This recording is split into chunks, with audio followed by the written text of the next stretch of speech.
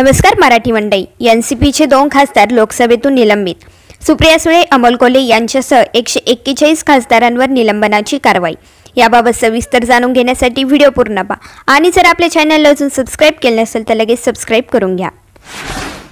लोकसभा अध्यक्षांनी राष्ट्रवादी काँग्रेसच्या शरद पवार गटाच्या सुप्रिया सुळे आणि अमोल कोल्हे या 2 खासदारांसह एकूण 141 खासदारांवर निलंबनाची कारवाई केली आहे.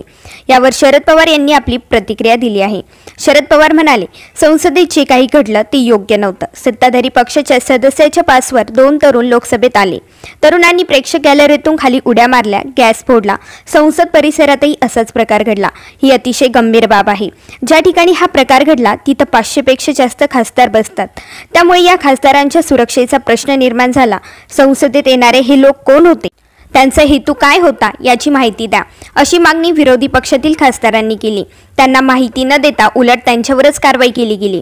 मग सुप्रिया सुळे असो, अमोल कोल्हे असो की अन्य खासदारांना निलंबित केलं. सुप्रिया सुळे यांना 7 वेळा संसद रत्न पुरस्काराने सन्मानित केलं गेलं. नियम मोडायचा नाही हे आमच्या पक्षाचं धोरण आहे, असं शरद पवार म्हणालेत. याबाबत तुमचे मत आम्हाला नक्कीच कमेंट बॉक्समध्ये सांगा आणि व्हिडिओ पाहिल्याबद्दल धन्यवाद.